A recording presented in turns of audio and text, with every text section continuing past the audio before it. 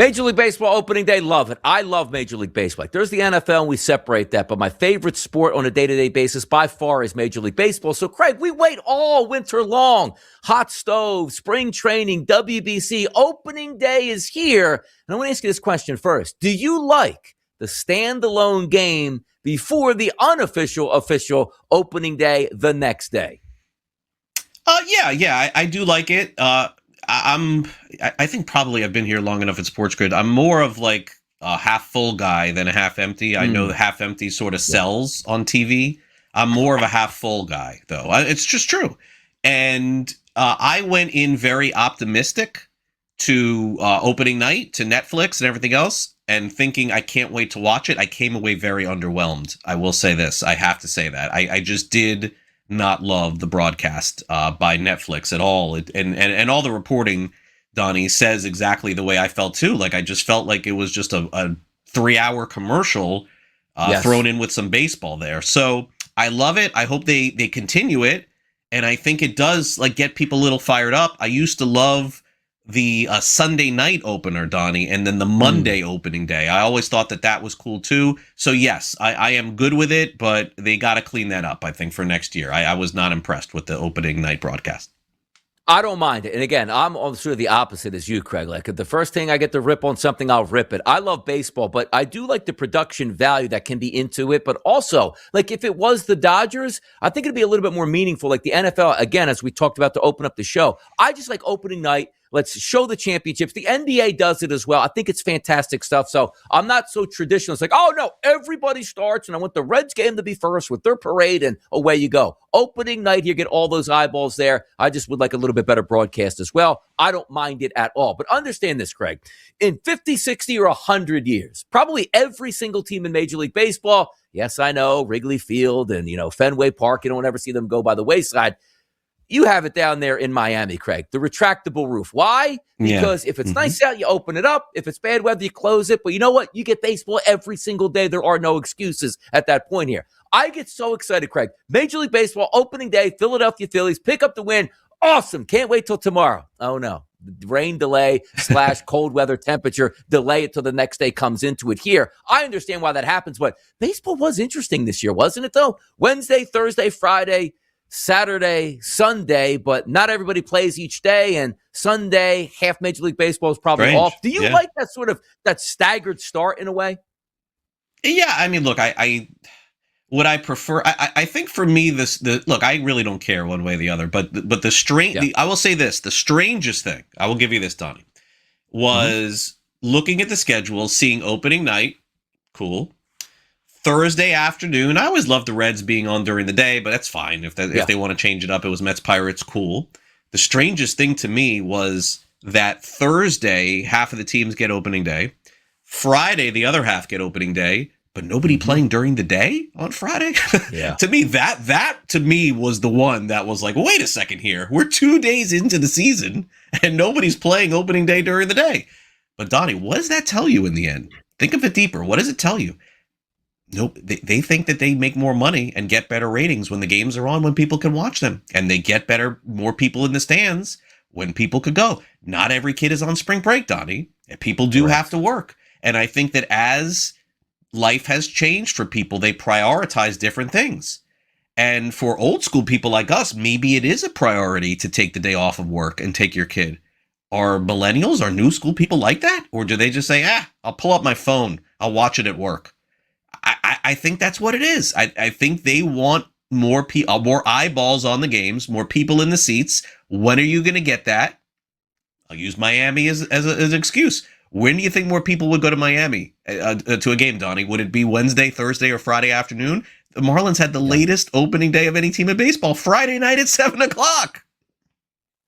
Keep it smart. Keep it simple. Get the people in the stands. The Phillies opening day typically is a little bit earlier in the day. We had a 4:15 start on opening day. But again, it was glorious weather, fantastic stuff. And they did dodge a little bit of a bullet on Saturday, Craig. We were in like the high 30s. I thought that was actually going to be a night game. They moved it to 4 o'clock here. 7 o'clock game, you would have been in the 20s last night, which would have been frigid Major League Baseball. But that's not really a punchline on the frigid offense right now, my Philadelphia Phillies. But that's beside the point here, Craig. We got a new week of baseball coming up here and new series that we love to preview for the people. The Rangers and the Orioles. And for me, Craig, entering in the season, I was high on the Rangers here. And again, a couple games into the season, I'm also quite high on the Orioles here. So a fantastic matchup here. Leiter versus Bassett, DeGrom versus Eflin, Rocker versus Rogers here. And understand this, Craig.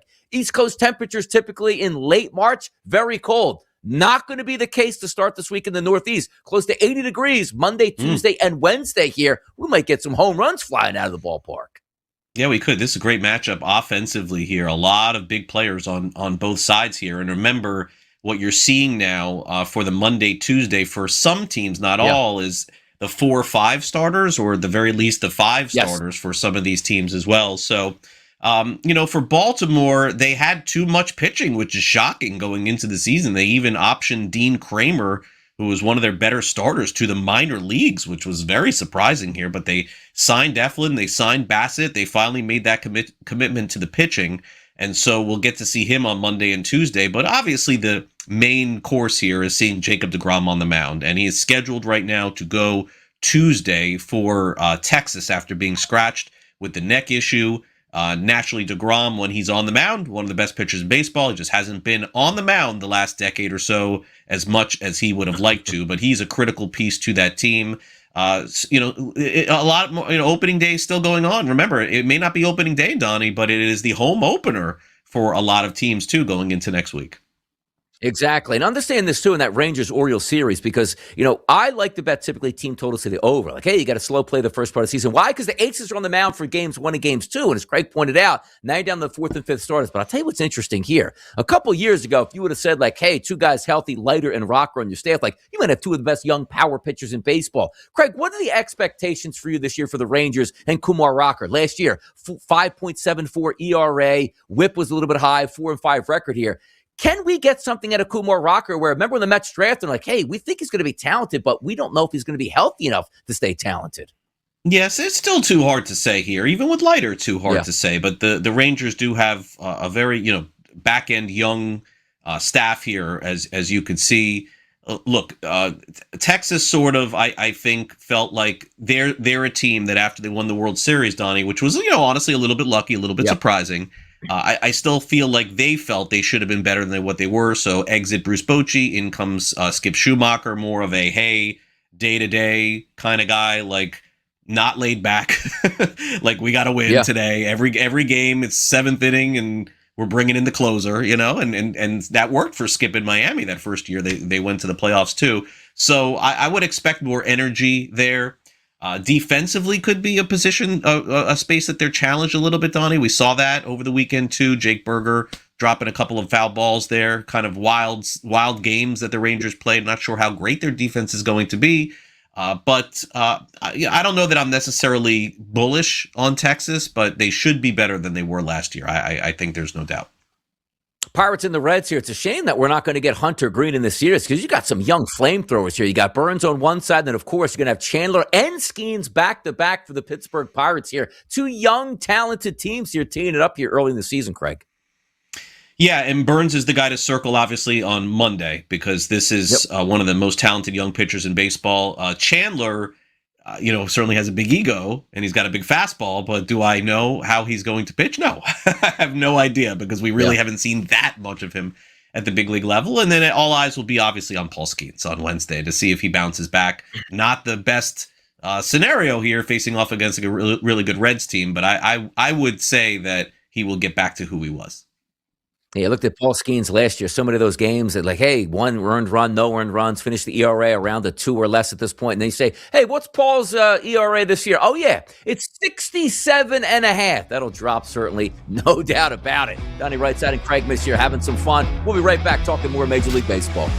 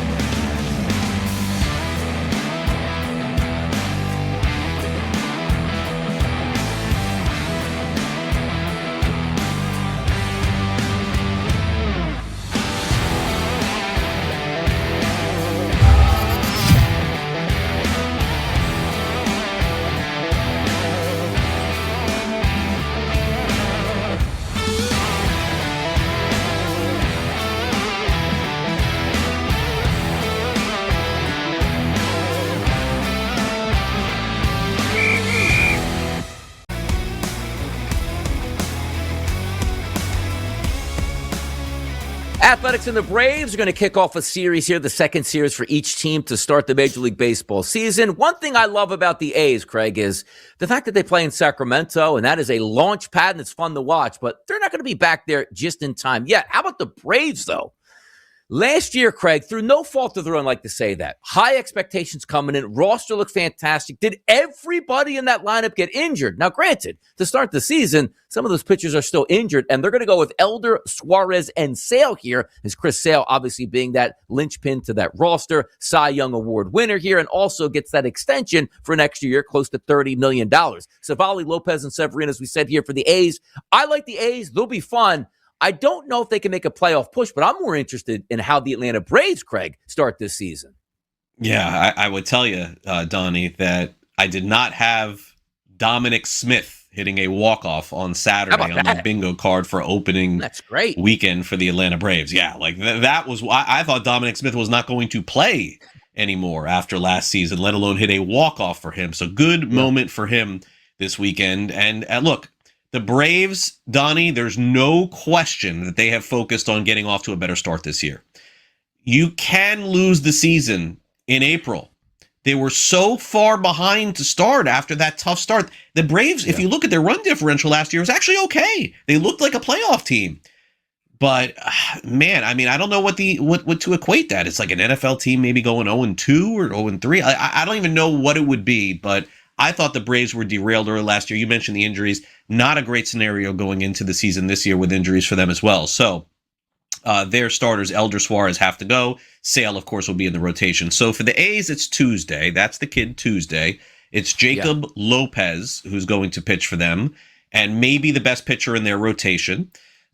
Came over in a deal, pitched very well last year in spots. Left-handed pitcher, strikes out a lot of batters, Donnie, and the Braves do strike out a lot. So that would be the matchup to circle for me, because if I'm going to guess, the A's would love Lopez to start for them game 1 next season, because he has that kind of talent. So look, long way to go here, but that would be the name that I'm watching this week.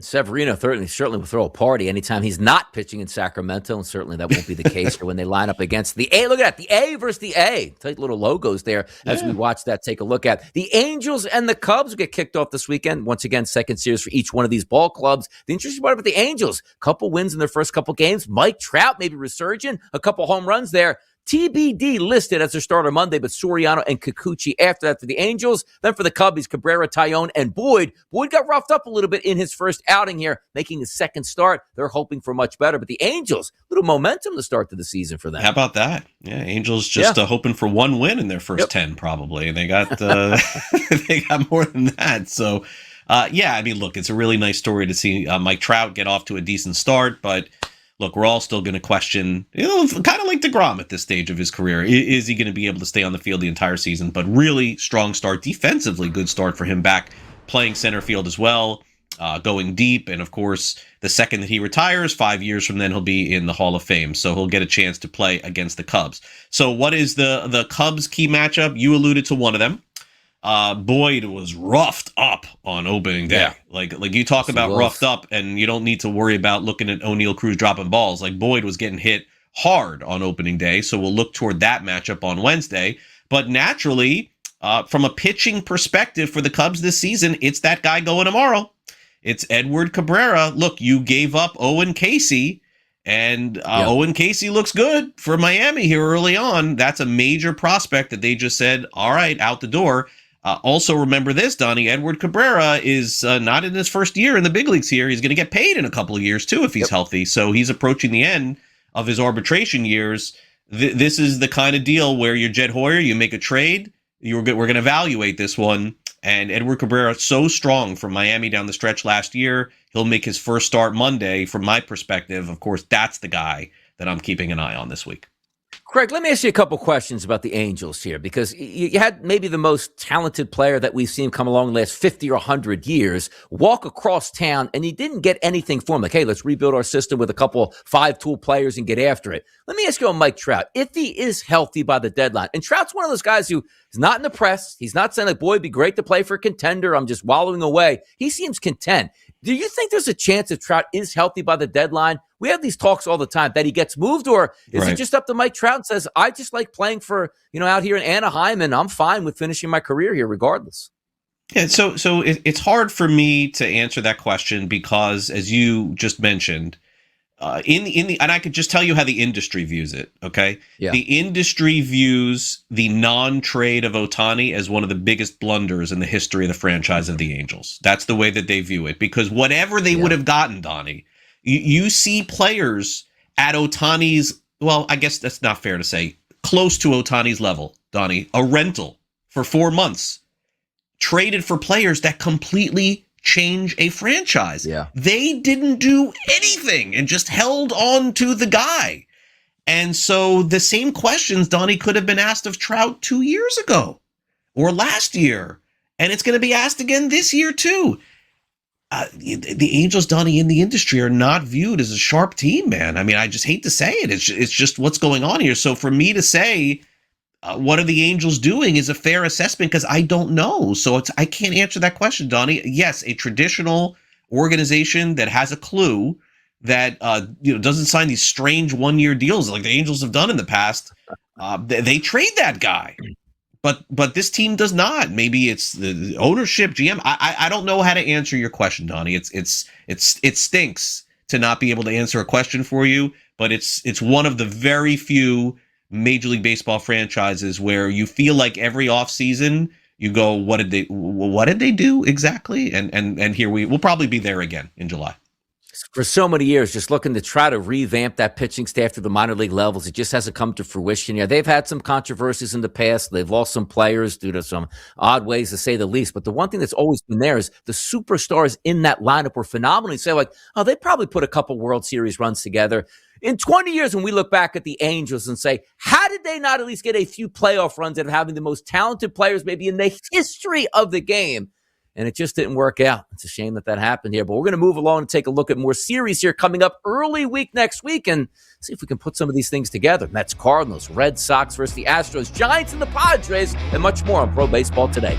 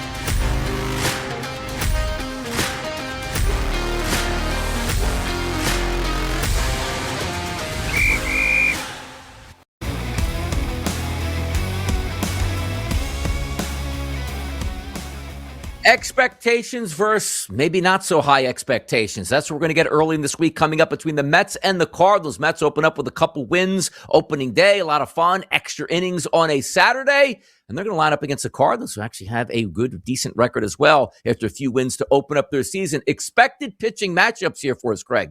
Monday, Holmes versus Leahy, Senga versus Palante on Tuesday, and then Wednesday, it's Peralta back on the mound versus Liberatore. You're looking for the Cardinals, one of those teams with not a lot of expectations. If you can rack up some wins early in the season, maybe it changes the outlook of the season. But the one thing we know about the Mets, they spent money. The expectations, once again, Craig, sky high here. Yeah, and the Cardinals will be dogs in all 3 games in this series. I can assure you of that. Kyle Leahy, relief pitcher, Donnie, more or less for the Cardinals last year. You know, like, I don't know, an opener almost, it seems like to me, to start the season. I know that he started in the spring, made 1 start all of last year. I mean, he's okay, but Palante too, not a high fastball guy. Liberatore was their opening day starter. Maybe that's the best shot they have. It's early in the year, so the Cardinals could sweep. You know what I'm saying? But they're going to be tested. The pitching is going to be tested by the Mets. The Mets, a very superior offensive lineup here. So I'm not even sure that it matters who's pitching for the Mets this week. Probably some overs, I would tend to guess, this week between the Mets and the Cardinals here. And you saw that, by the way, with the Cardinals playing their games. A lot of back and forth offense this weekend, too. The notion that the Cardinals always have pitching, because, Donnie, you know they've always had that with the Wainwrights and the Carlos Martinezes and the Chris Carpenters and the Michael Wakas. They do not have that in the rotation this season. So it's going to be a work in progress here, especially Monday and Tuesday. I would definitely look to some runs being scored. Yeah, we opened up the show also talking about Francisco Lindor's slow start to the season. Bichette, big name free agent, a little bit of a slow start to the season. We'll see if some of those guys get rolling around. Also, Benj, who was a hero basically on opening day. That batting average right around 200 now. Maybe he gets going against some of those pitchers, and we'll find out. But how about this one, Craig? Red Sox, Astros, early week. Love to see it in the pitching matchups. I don't think they're going to disappoint here. Suarez, McCullers. Tuesday, Bayo and Brown. Wednesday, Crochet and Burrows. Let me take a look at this, too. Shed a little bit of a tear for the boys in Philadelphia. Ranger Suarez, fantastic pitcher, great guy, always under control. Looks like things are so easy for him. He's going to make his debut with the Sox on Monday here. Can't wait for that one. Yeah, should be a heavy favorite, too. McCullers' ERA pushing 7 last season.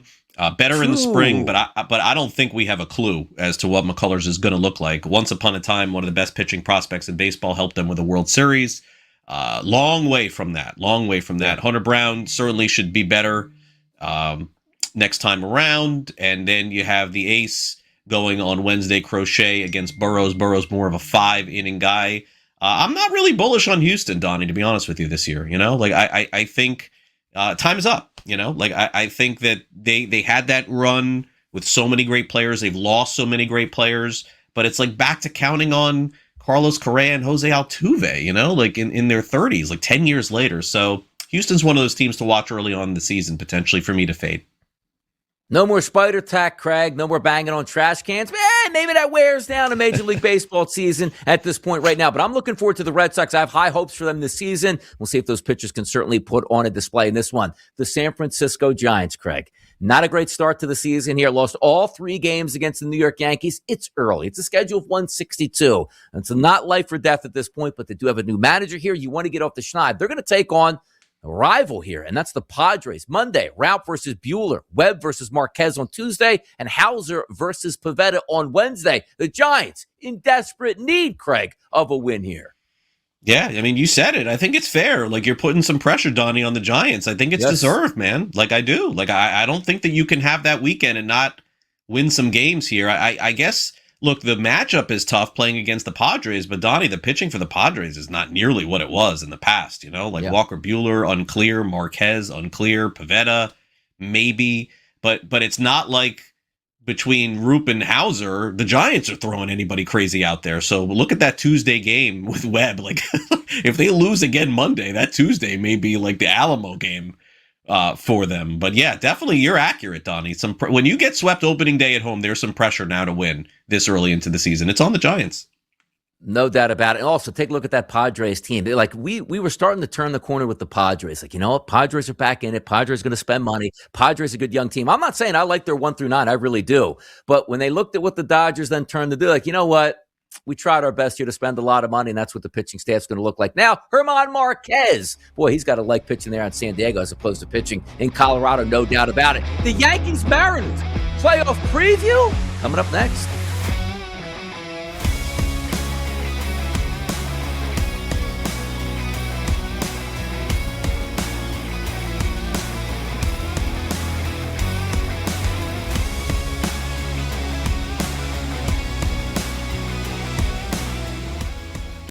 Were able to become profitable a couple years ago. Think about a straight bet that someone places on a sports book, usually about 5% hold rate for a sports book. A parlay, it's about 20%. So there's a reason that all the promos you get, all the advertisements, all centered around parlays. Newswire.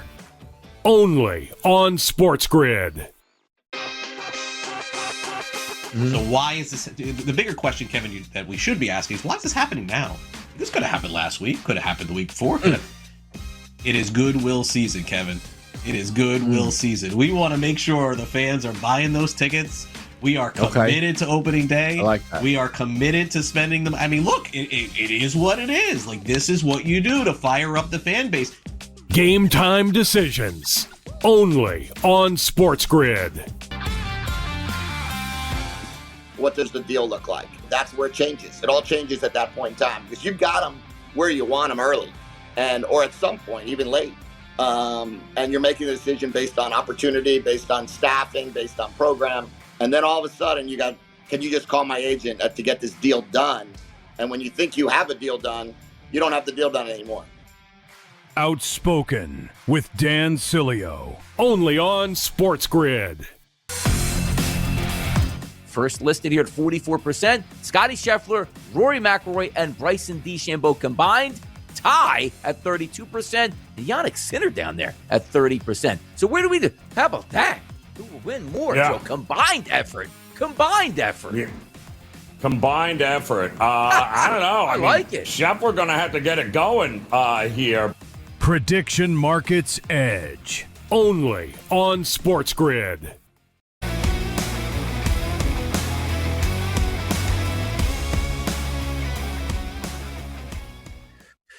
Coming into the Major League Baseball season, you're probably picking winners and losers, who's going to be good, who's not going to be good. But I can tell you just about on everybody's roll here, Craig Mish, was the fact that we expect high expectations from the Yankees and also the Seattle Mariners. And maybe already a built-in rivalry. And no, we're not taking it back to the 90s where they met in the playoffs or whatnot.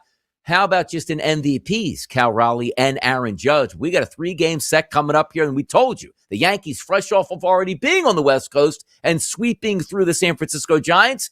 Now going to try to do the same with the Mariners. Don't know if they can get there. Why? Mariners are pretty good as well. Monday's pitching matchup, Weathers versus Castillo. Then Tuesday, Fried versus Gilbert. Fried was fantastic on opening night, working through some things. Wednesday, Schlittler and Kirby, who Schlittler was also very good in his debut in 2026. This is a good preview, Craig. I'm excited for this series. Yeah, obviously one of the marquee series going into next week. That happens a lot when the Yankees are there. So on my Newswire show, I try to stay away from it because so many Yankee fans on my team, on my production team. It's sort of annoying. But I will say this. Look, you mentioned Fried and Schlittler, so let's start there. Both of those pitchers were fantastic against the Giants. I don't care that the Giants couldn't hit. Those starts were great.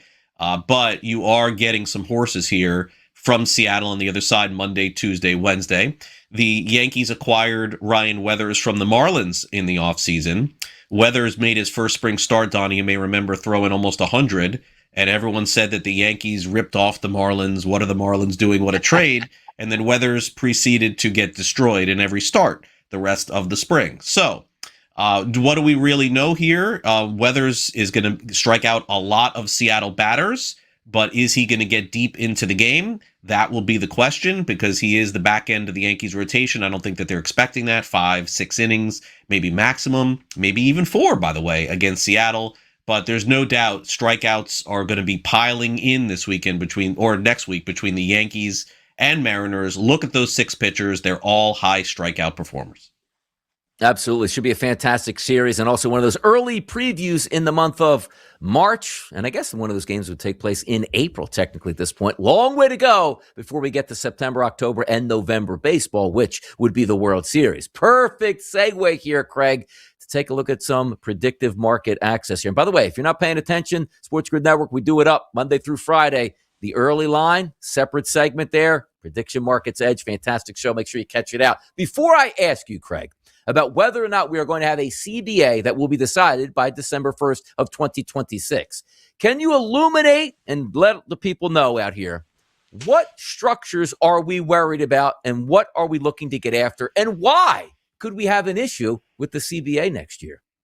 Yeah, I feel like I do this every day, so I'm happy to do it on the air here. I've done it on the air here. I do it off the air. I do it on the air. It's a constant talking point, and so it's fair to ask that question without a doubt. So, look, I think what you're seeing, if you rewind just this past week, Donnie, which I found probably unusual, but I think drives home the point, which is what Gabe was coming at me the other day. And I illuminated him, and I illuminated him as well. The Dodgers are never going to say that they don't want a salary cap. Well, they just did the other day, too. Okay.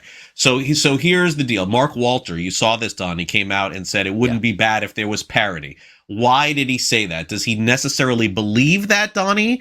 I don't think so. But you know what the owners believe is in order to get a new CBA done, what has to happen? They all have to be aligned. They all have to be together in this. And even if the owners decide that a couple of owners, let's just say in the end, vote against the salary cap, which is certainly possible, it doesn't require all the teams in Major League Baseball and the owners to vote against the CBA. They just have to get 2/3. 2/3 of the voters and the owners in baseball are going to vote, Donnie, to implement a salary cap, and they will have a salary floor. That's what they want. The players, Donnie, as you know, do not want a salary cap, and they do not care if there is a salary floor. They probably do want a salary floor, but they don't want a salary cap. I have seen comments from some of the players, which to me personally is a little bit distressing, because I have not seen anything said by a player publicly other than it doesn't work in the NBA and the NFL. And I don't understand, because it does work in the NBA and the NFL. So I can't figure this out. I've always been on the side of players as long as I've lived. I've always felt like it's the players. They need to be paid. They're the ones that we're watching. They're the ones that we're paying for. But unless they have an idea thrown out, either privately or publicly, that we're able to see, Donnie, some sort of idea for their CBA, I gotta say, I think it's time. I do. I love the fact that the Packers can win the Super Bowl. I love the fact that Oklahoma City and Cleveland can compete in the NBA. I don't even know who's going to win the NHL, but I know it could be some random team. It's not going to be the Rangers, you know? Like, so I do. And it's not just because I cover the Marlins. I just do think that we've gone too far down the road with some of these teams and the spending. I don't know the numbers, Donnie, by the way, what a cap and a floor would look like. My guess is 100 would be like a minimum for a floor. So that would mean your favorite team that spends 50 or 60 now goes to 100. That seems pretty good. And the cap is not going to be 150. It's going to be 200 or 250 or something like that. So I don't know, Donnie. To me, it seems like a no-brainer for this to happen. Whether or not it does, I can't answer that question. That was a lot of me talking. Sorry for that. No, it was exactly the talking points that I agree with as well. Because when you look at the NFL structure, let's say the most popular sport here in North America, there was a time way back when where the Mara family, who owned the New York Giants, was like, look, in order for this league to succeed and Green Bay to have a good team and the Pittsburgh Steelers have a good team, we must have revenue sharing and have somewhat of an equal playing field. Now, granted, there's always ways around things, and you can't fault the Dodgers for saying, you know what, we have so much money now, we're going to backload all of these contracts here, and that's well within the rules, and they're using that to their advantage. But also, Craig, as you brought up, the talking points from the players are interesting, and we saw right away at spring training, Aaron Judge, Manny Machado, and Bryce Harper. You would never hear this in the past. We love what the Dodgers are doing. Yes, because the Dodgers say we're going to pay everybody top dollar if you're a good player, come and get it here. But let me ask you this question, too. The thing that I always find interesting is the superstars sort of run the Major League Baseball players union. I get that. But there's way less non-superstars on a roster where is there any way that the owners just infiltrate and say, hey, look, guy at the bottom of the roster making $2 million. You ratify this, you go to $5 million, or maybe Ohtani doesn't go to $1 billion. He stays around his number at $500 million. Is there any break in the ranks that way? Because as we've said, the Major League Baseball Players Union always sticks together. But I look at this going like, man, there's 70% of the league that could really benefit from this. But it seems like we protect the ultra superstars and that monster contract ceiling. Yeah, look, I don't know the answer to that. Obviously, the agents are going to be wanting to break records and going to want to sign guys to $500, $600, $700 million.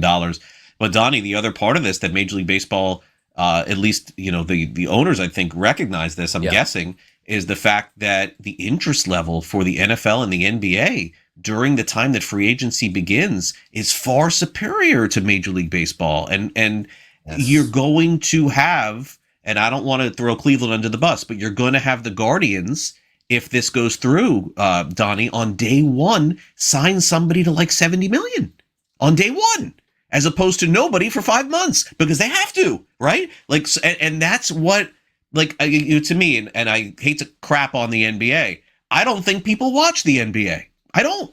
But I think they know exactly who's signing where and who's getting traded on the first day of free agency because it's so popular. The transactions are more popular than the league, and baseball has an opportunity to make their league and those transactions higher than what the NBA is, and this is probably what could get it done.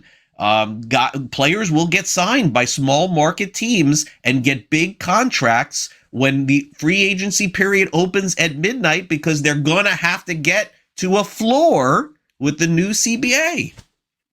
I love it. I love because again, you're talking about like in the NBA where sometimes off the court is more entertaining than on the court. Can you imagine Major League Baseball superstars on opening day of free agency trading teams? And how about this? You could sell their jerseys to kids that want to buy them before Christmas, not in February or March when Bryce Harper signed here in Philadelphia. Nonsense. We got more questions for Craig coming up next.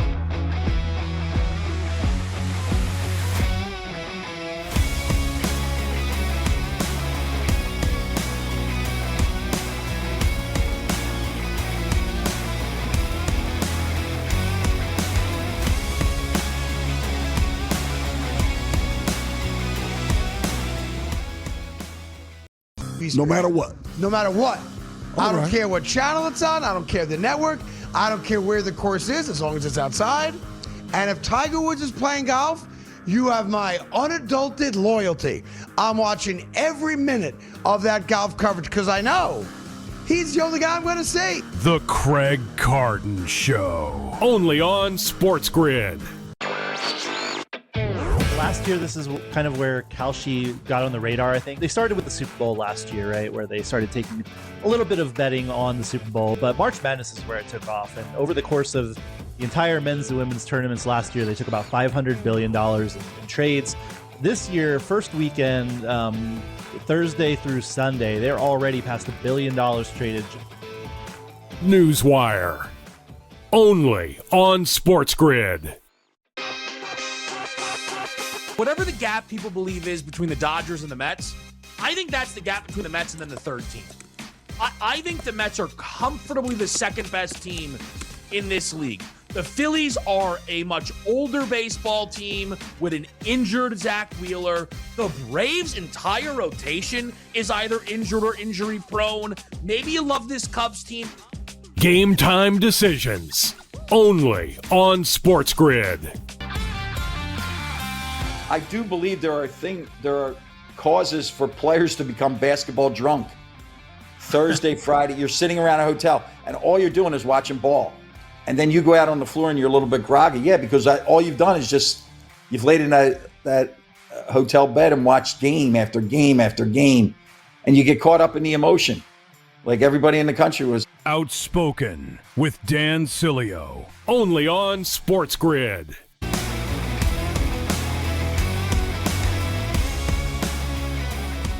How about I have a proposition for Craig right now? Invest your money today, Craig, and I guarantee you might be able to walk in the Starbucks and almost get yourself a nice latte. So what are you talking about here? How about on Polymarket, Craig? We just talked about a great segment here on the CBA. The question is now, Craig, for you, do we have a new CBA in place by December 1st of 2026? The way Major League Baseball works for me is it's always a slow play. Maybe just Scott Boras. Hey, we're going to let that market build itself. Baseball never likes to get ahead of itself. They always let it play out. So if you invest, Craig, $100 today that there will not be a new CBA by December 1st, your payment back, $107.34. So, Craig, my question to you, do we have a ratified CBA by December 1st of this year?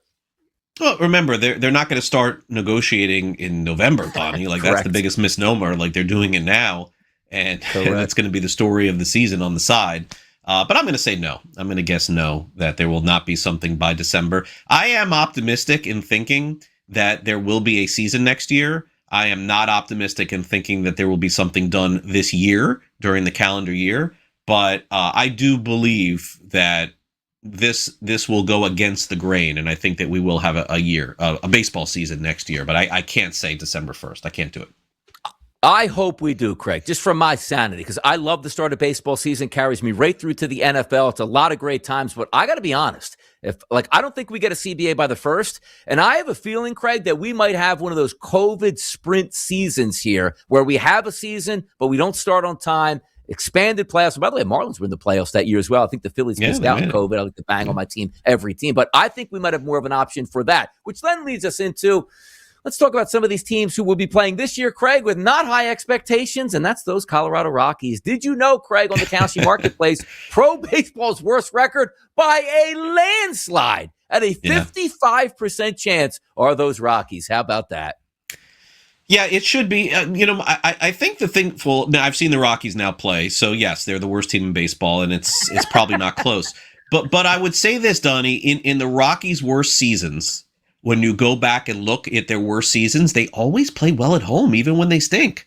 So I still think there is a long shot of them not having the worst record in baseball. And I do like their market better at home. I would be bullish a little bit at home. They for whatever reason they lose 100, but they're like a 500 team at home. But yeah, their roster is rough. I follow baseball very closely, and there were 4 or 5 guys that I saw this weekend in Colorado that I didn't know who they were. I hate to admit it. I did my research, of course, before the games when I prepped, but I did not know. I was like, wait, who is this guy? I did not know. So yeah, it's going to be a really long year for them. I believe they're still lottery eligible. I think so. Remember, there's a new rule that you can't be in the lottery 3 years in a row. But yeah, they're going to be. Look, it's a new regime. Paul DePodesta's running things now. It's completely different. They're finally embracing analytics and everything else. It's not a tanking season for the Rockies, but they're going to be bad. Let me ask you a question on this too, Craig, because Tom Vecchio and I go back and forth all the time. Can baseball work in Colorado? And here's what I say.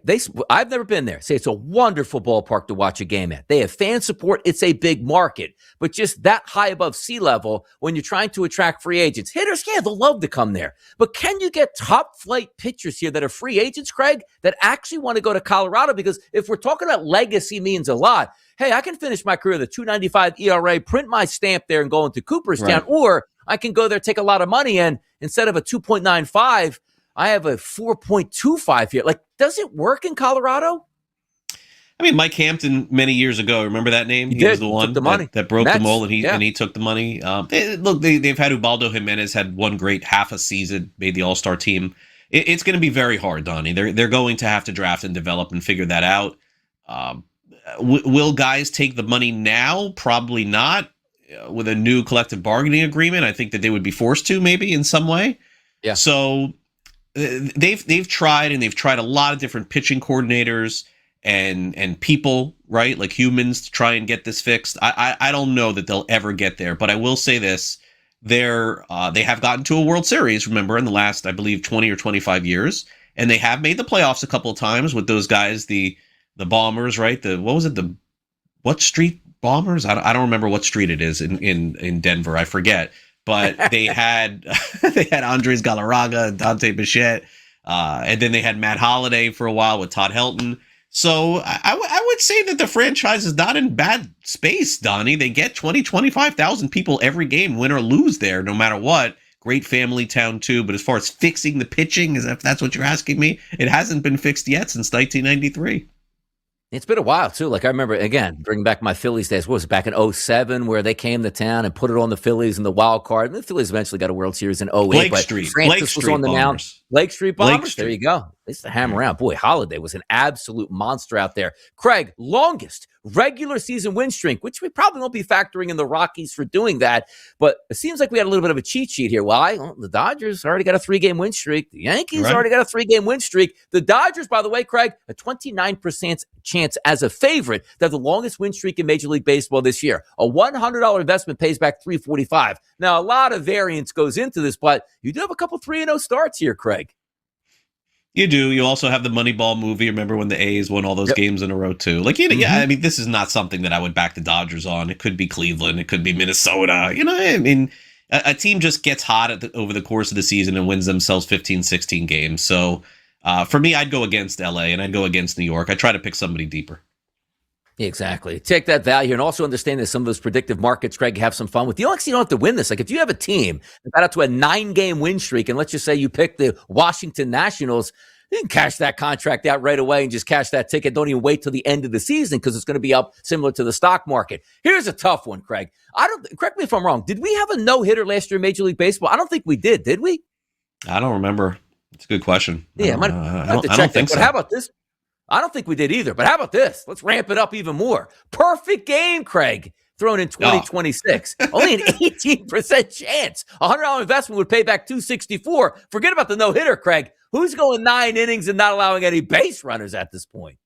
Yeah, forget about it. Nobody even goes 9, as you said. So, yeah, I mean, very, very unlikely. We'll see a perfect game again. I do believe that. But this year, doubt it. Hard in this day and age here. We're ripping through on a Sunday, having some fun on pro baseball today. We're going to close this bad boy down in style next. It's Donnie Rightside. It's Craig Mish. We'll be right back.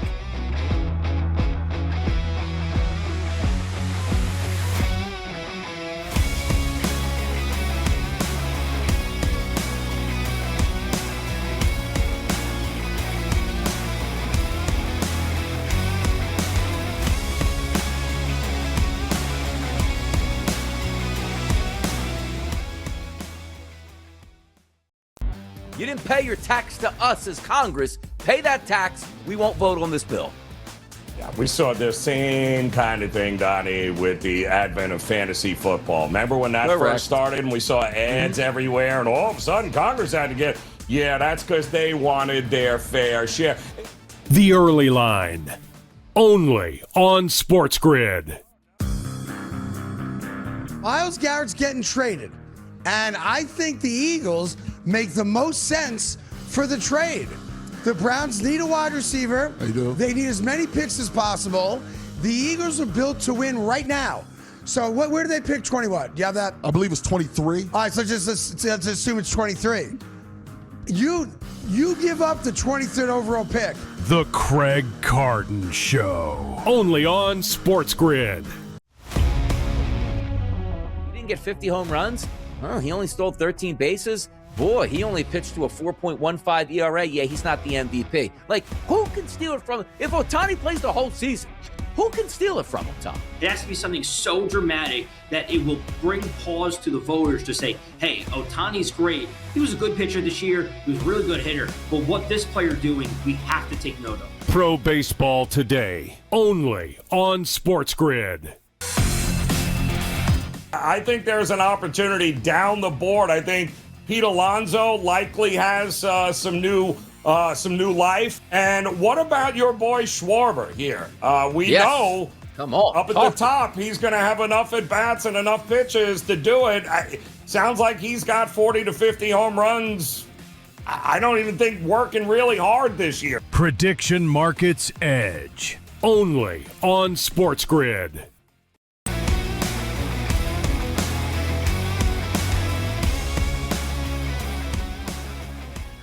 I would need Powerball odds for this next subject we're going to talk about on the predictive markets, Craig. And we talked about, like, hey, can we get a no-hitter this season? Maybe we do. How about a perfect game? Don't really think so. How about this? Pro baseball, 50-50 season, Craig.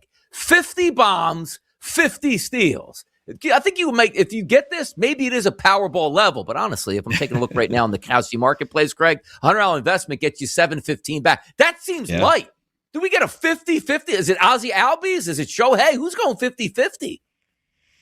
Yeah, I mean, Acuna's in the conversation. Ellie De La Cruz probably back in the conversation again, but crazy. Really unlikely. I mean, look, credit to Ohtani a couple years ago. Look what that required for him to get to 50-50, that insane finish that he had to his season. So, look, we've seen it, so there's no reason that we can't see it again.